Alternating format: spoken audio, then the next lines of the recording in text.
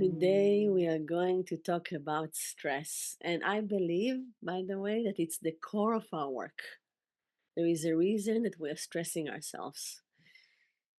Think about that. Why do you stress yourself?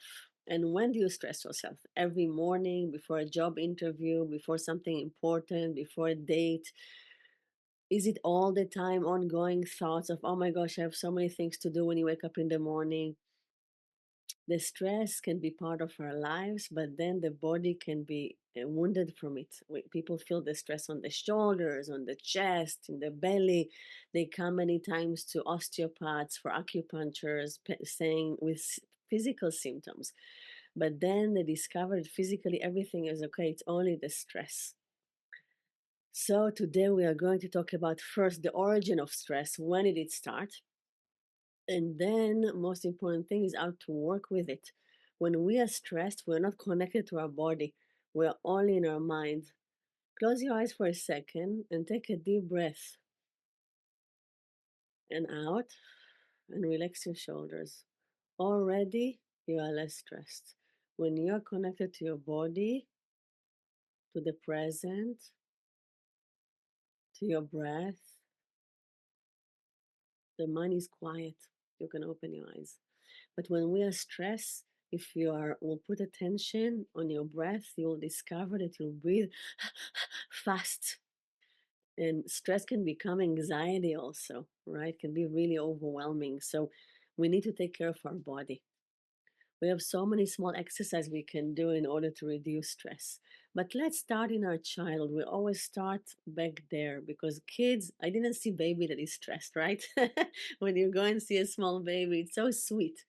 It's so sweet, and this is why we love the energy of babies. When you hold a baby, you are relaxed already, and you like to go. When somebody gave birth, to hold the baby, to smell the baby.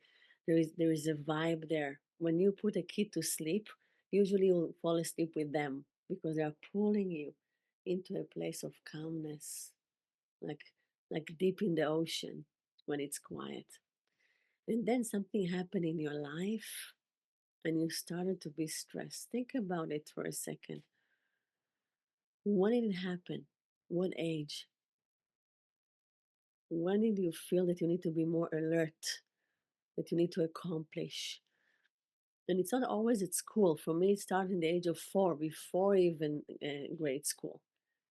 Many people think it's because of the teachers' expectations, grades, high school, college. But some kids are not stressed. Stress is internal. You can do well, you can do a lot. You can accomplish a lot even in one day, but you don't need to be stressed in your body. So, when did it start? And this is important to understand. You can write in the chat, Crystal, if you have an answer. When did it start that the mind started to overthink? We think so much, repetitive thoughts about things that we don't need to think about again and again. Let's say you need to travel. People are stressed before traveling. It's very common. And then they start to think, oh my gosh, I need to pack. What should I pack? And they do the packing list in their head, right? And until they will pack and everything will be ready, they will be stressed. But it's not efficient even to have those repetitive thoughts again and again, right? In the end, we'll pack, we'll have a list, and everything will be okay. The same with moving an apartment, the same every project, small or big. So also you, it happened, I see that in the chat, 3 or 4 years old. What happened? And usually you'll discover that you felt fear. And the reasons can be many. I heard so many stories. I worked with people for 22 years. I heard so many stories. Somebody came to a new school and was lost, didn't find the class. You move a country, a new language. Your parent is not present. A babysitter is not present. You come back home, the door is locked. Something at school that scares you. You're not understood. So many small reasons can create this mind to overthink, to be stressed, to be alert. And it's very, very personal. You know what happened to you. Some kids, they realize, I need to take care of myself. The parents are busy at work with depression, with disease, with themselves, with arguing, and I need to take care of myself. What happened to you? And then it's very, very stressful. Very stressful. Imagine a 4 years old, a 6 years old kid need to take care of himself and herself. This is then it was justified. The stress was justified because you're not supposed to live like that. You're supposed to be protected. You're only a child. If something bad happened to you, or even worse, right? So the stress came for a reason. We can call stress also fear, but you lost trust. And this is the thing. Now we are going to use again the mind heart separation. I always come back to that. The mind and the heart, right? The thoughts and the feelings. In the beginning, kids are in their heart. There is no mind. Sometimes you need to teach them, right? How to cross the road, what to do, what not to do, what is safe, what not safe. They don't know. So there is no mind, right? And slowly the mind can understand and remember. It takes time. Many times they will do the same few times, right? And then until it will catch, okay, this is not safe. This is safe. So the mind supposed to develop slowly in the age of 6. Usually, if everything was okay and you're in a dream world and nothing bad happened to you, and you have two parents that protect you, or one really good one, or you felt protected with grandparents. It doesn't have to be two parents even, but you felt protected, you felt safe. Anyway, your mind will come to life in the age of 6, and the personality will be there. Then again, 9 years old change. It's a very, very meaningful time that you're becoming more in the earth. But not many people, everything was okay until the age of 9, right? And then the mind can start to work efficiently. We need the mind, right? We need the mind in order to remember, in order to be practical, organized, efficient, diligent. We want the mind. I love my mind. I need my mind. But if something happened that brought you into a state of stress, then you are stressed. And as a kid, by the way, you can see kids, some people cannot see it on them. Like they can put a mask, I'm okay. And the people ask, are you okay? Yes, I'm okay. Or how was your day? Okay. Just you don't want to answer. Some kids answer automatically. And I'm talking about kids, but basically I'm talking about you, right? What happened in the age of 3, 4, 6, 10 that you had to put a mask that everything is okay? I'm not stressed. I'm okay. Just leave me alone. And inside we're stressed. So we say that as a child, it was justified. You lost trust. You lost trust sometimes, I don't know in who. If some people hurt you, other people, parents. If your father, wasn't there, nobody will be there. If your mother wasn't there, nobody will be there. You started to understand, I'm alone. I need to take care. And it's a lot. It's very, very stressful. If we think about the mind and the heart, so the mind was born and he lost trust in the heart. And it's so sad because the heart, the heart knows. The heart also can be responsible. The heart can be responsible. I'm thinking about mothers, for example, young mothers. They're totally in their heart, the hormones and everything after birth. I mean, sometimes the mind is not there. They're not sleeping. They're exhausted, but they're still very responsible. They know when the baby needs to eat. They know when the baby needs another blanket. They know when he's tired. How they know? From their heart. Mothers, they don't know it, they're their mind. They think, what's going on? Why is crying? This is the mind. Like, let's try, let's guess. The heart knows. Few mothers are sitting and babies are playing and one baby is crying. The right mother will stand. She'll recognize the voice of her baby. The heart is very responsible. But when you're going into a state of fear early on, the mind becomes strong, stress is starting to build up, and you lose trust in the heart. This is why sadness is starting there. And now we are adults already, and we continue to operate like that. The mind is stressful and the heart is suppressed. And there are many ways, beautiful ways, to bring this balance back. Basically, to become childlike, not childish, right? We have a lot to do, but childlike, when we have nothing to do, when you accomplish everything, can you enjoy? Do you know how to rest? Do you know how to rest even if they didn't do anything, everything? There are still, laundry that is piling up and still emails to answer. Can you stop everything and just sit and rest outside in the garden or reading a book or take a break? Why not? Everything will wait. The laundry will not run away. I promise you, I know. So, this is the mind. Everything needs to be perfect and fast. And if not, what will happen if not? Yeah. And it has stories. What will happen if not? And you have so many things to do. If I will go out of myself and I will think about things I need to do today, even after this class, I will be stressed. I have so many things to do. And the kids are in vacation. But I'm not going to do that. I'm not, I'm going because I'm trained. I train my mind to work from moment to moment and everything will happen. I have a schedule. I know exactly what I'm going to do. Ask me what you do at 4. I know. Yeah, I have a schedule. And this is why I'm not stressed. I don't need to think about the schedule over and over, right? I don't need to prepare so much. Let's talk about preparation. People that are stressed prepare too much. Why do you prepare so much? We need to prepare a little bit. Let's take something like a job interview, or you have something important at work. Okay, so you need to prepare, right, a little bit, right, to learn the materials, to learn about the business. Of course, if you give a presentation, but you know if it's too much or not. If it's too much, it's stress, because the people that don't prepare too much, they have something that you don't have. They trust themselves. They still trust themselves.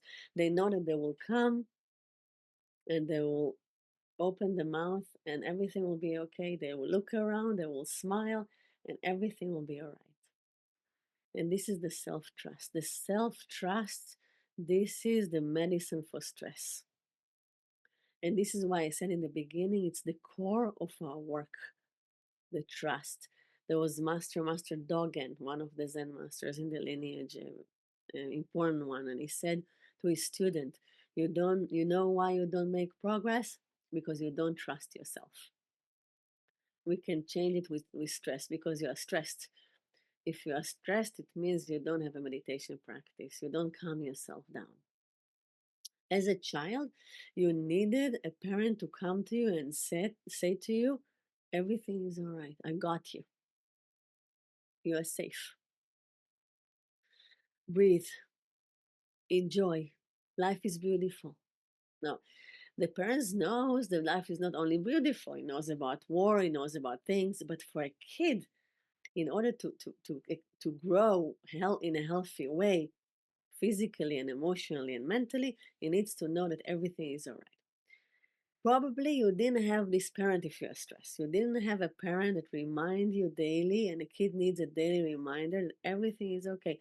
Or, kids have a lot of fear to going to bed from the dark. Everybody afraid from the dark, by the way. All the kids, even if they don't say that. So they're afraid from the dark, or or they have bad dreams, or they need to know before they fall asleep that everything is all right, that they're safe. My kid has a mantra. She's saying to her, I'm safe. Father protecting me, mother protects me, my brother protects me, I'm protecting myself, I'm safe, everything is all right. And then she's doing a prayer and she's going to bed. And this is like, I'm okay. And she's doing it and she just fall asleep. I'm not sure. I didn't have that for sure. I don't know if you had that.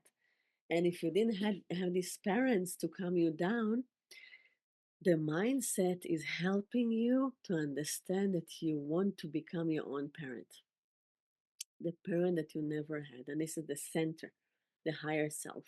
So there is the mind, we talked about the mind, there is the heart, and there is the center, the adult.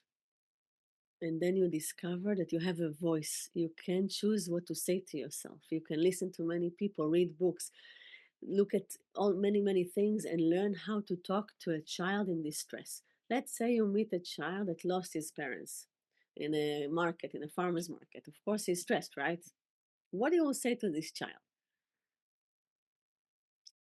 I will help you, right? To find the parents. Everything, I promise you, everything will be all right. Now, you don't know if you'll find what will happen, but you are saying that, right? You're looking at this kid eye that he's totally crying and stressed.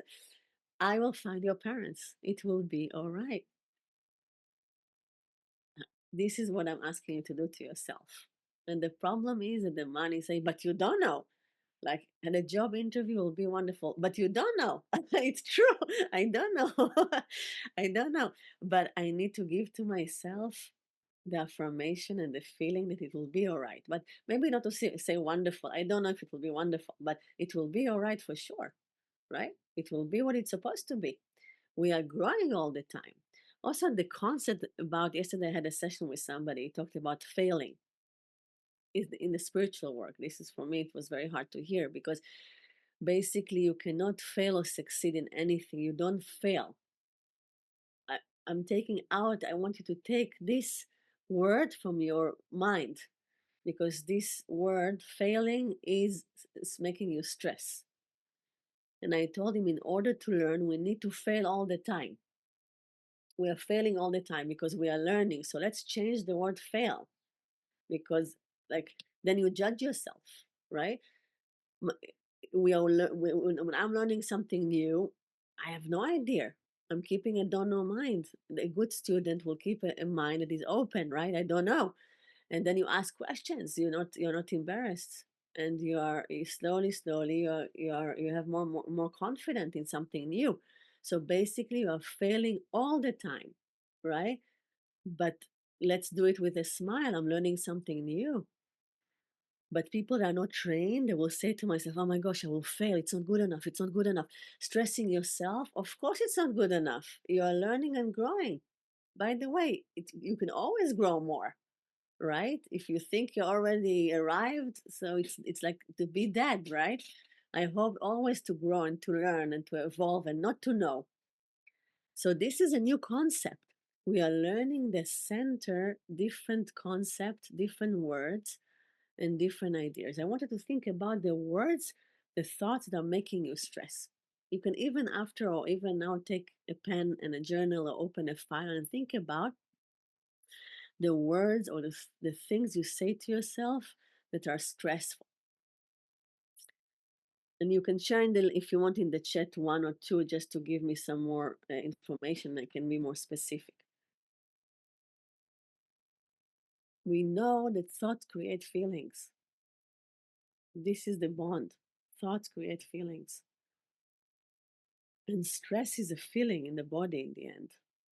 You know exactly where do you feel your stress. Every person is different. Some people, it's a headache. It's going into the head. Some people, the shoulders. When you get a massage, you know exactly, you find out where the points are of the stress, right? So thoughts create feelings. What are the thoughts you don't want to think anymore? And those thoughts are very old. It's an old program. It's from an old generation of people that didn't know a lot about inner work. It's not their fault. Why kids are stressing the parents are stressing their kids about homework, about exams, about preparing? They love their kids, right? They love their kids very much. Why a parent is doing that? So people say because I want him to be successful in life, right? I want him to be happy. I want him to excel. It's so first of all, I'm not sure happy because this is not happy, but I want him to be to be, to be someone, to be something, to go to college, to all of this way of thinking is wrong because basically a person will be really good in what he is doing if he will use not the stress, the passion, the the part that will make you move in life and do more is love, is love, is passion. I want to wake up in the morning and do it. Now sometimes we don't want, sometimes we don't, but depends of the percentage. How much of your life you love and you like to wake up to and you're excited and then you are very active, and what is the part you need to do because we need, there is a part we need to do. I need to do a lot today that I don't want to do. I need to cook dinner again. I need to do many things every day that I prefer not to do. But if you have too many things you need to do and there is a lot of pressure, you're stressed. So stress is fear. Now in the Bay Area, many companies, there's a lot of stress to be fired. It's really common now from with my students, and this is the oil, the gasoline of their car. Like they're afraid to be fired, they're stressed all the time, so they're working hard. What will happen in the end? I see them, I see some people that are not doing their work and they're all the time stressed to, every morning. You need to work, you need to do more, you need. What will happen? How long they can continue like that? I'm looking at them. How long? What will happen? In the end, they will be sick. Something will break in the car. The car cannot continue like that all the time, full power, right? So it's even not efficient to drive yourself with stress. So the work is beautiful and the work is totally like accessible and not so hard also. The work is it makes sense to do it. So we go back to the mind, heart, and center. First of all, it's good to sit with yourself and see, look at your life. Again, what do you love to do? Um, to know that you know how to do, it's not that if you not have stress, you'll just sit and do nothing. It's not true. It's not true. Maybe for a while, I met people that did so much for 30, 40 years, like rushing and doing, and then they had to take a year off because they got sick or just couldn't continue anymore. But we don't really need a lot. We want to do things. We want to use our energy. We want to be alive and happy and passionate, right? So if we take off the stress, don't think that you will not do anything. Then I want you to sit and write those 10 thoughts that you say to yourself daily and create stress. And even if you want to have more time, you can really think about the origin of those exact words that you use. Do you want to be like your father? Do you want to be like your mother? Or you want to grow out of it and lead yourself with different kind of words? When we lead ourselves from the center, we don't use stress. Not at all. Think about a teacher that you loved in your life, in college or after or before, that you really you wanted to be good in their profession because of them. I had a teacher like that, one teacher like that. They weren't stressed. They didn't stress you. They didn't belittle you. They didn't push you. They saw you. They are nice, actually. They didn't suffer a lot. They inspired you. That you wanted to be like them. It's not about the subject. You wanted to be like them. They weren't stressed, right? So, so basically, that's what you want to become. So first of all, you need to know what you don't want to do. This is why the list is important. And now we are going into how to master your thoughts. Because basically, the end of the road is the goal is that you will be able to decide when to think and when not to think. Yes, it's possible. I'm not just my mom would not just come now and attack me with all kind of thoughts about something if I didn't choose to think about it. In the other hand, I'm thinking about many things. And I want to write. I'm writing a book. I need to think about that. So I have project in my mind, and I'm a creative mind. I'm trying. I love to think. Right. I really appreciate my mind. So how do you do that? So first of all, there is the labeling meditation. In the YouTube channel, I recorded the labeling meditation. It's really great meditation that you can Google. And this is, you are sitting and you start to create separation between you and your mind. You understand that thoughts are only trains that pass and you don't want to go on board. And in this meditation, it's like strengthening the muscle of the center of the higher self. You say to the mind, not now. And the mind try again, but not now, not now, not now. Coming back to your breath, coming back to your sounds. This is so powerful. The problem today that people sit meditation with guided meditation with all kind of apps, and it's great. In one hand, it's great because they take a break. Somebody else guides you, and you take a break. If you want help with stress, you need to sit another kind of meditation that you know who is supposed to guide yourself. You're supposed to guide yourself because you cannot listen to guided meditation all day.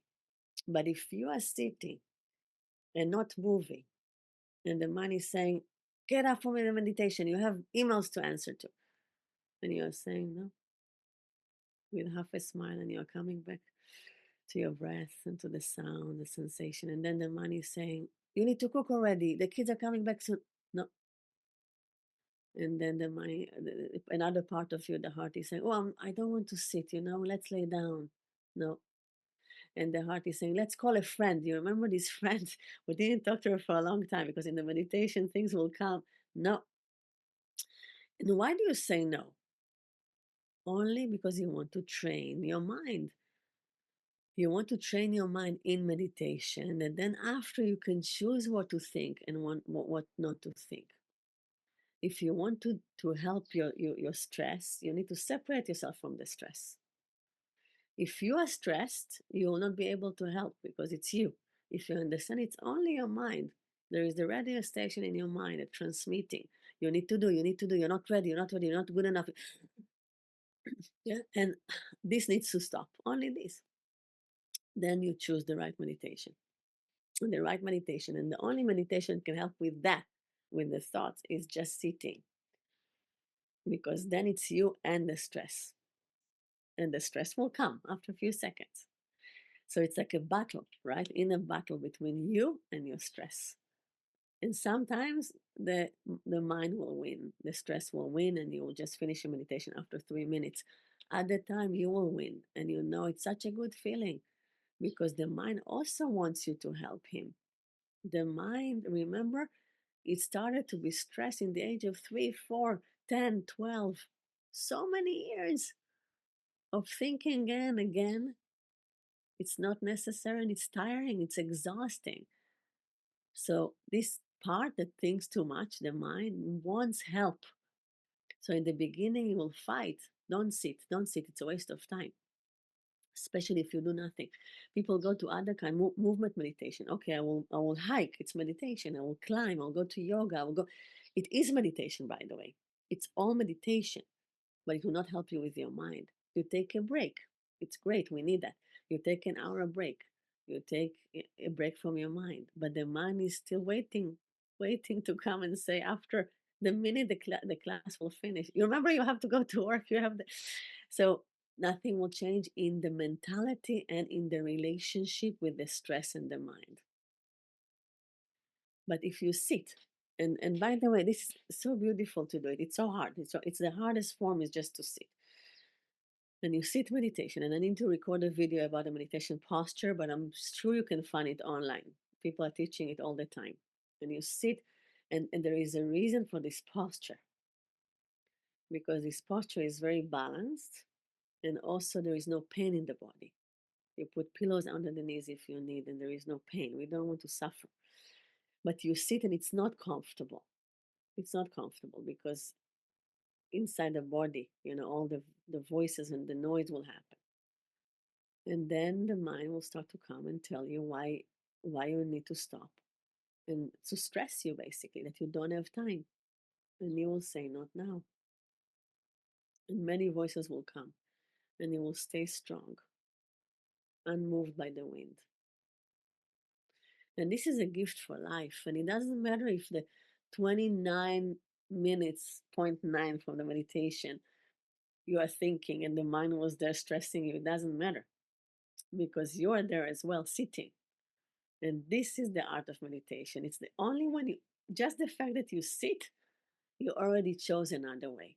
Nisiji Moroshi, one of my teachers, somebody asked you, are you enlightened? Somebody asked him, are you enlightened? He said, yes, 2 times a day for 30 minutes. Because when you sit, you already chose calmness. You chose to be in the center. You didn't choose to go with your mind. And then sometimes we want the mind to drive and takes us places. We want to achieve. We want to grow. I want to grow. I'm all the time I have a project that I don't know and I'm growing there, but not from a place of stress. So try to sit meditation. Look for the labeling meditation online, my YouTube channel. I also have a video about a 1 minute meditation that you can also do during the day as much as you want. Many people will say, I don't have time to practice. This is the stress, right? You don't have time even to practice. Sorry, I don't believe in that. Even if you have a full schedule in bed before falling asleep, instead of taking the screen, or after watching something, you can sit in your bed, and then you will see that you are tired, and you will go to sleep, and you sleep better. Whatever you bring into your system before bed will come into your dreams. If you watch a horror movie, you'll have interesting dreams at night. If you sit meditation, maybe something else will come.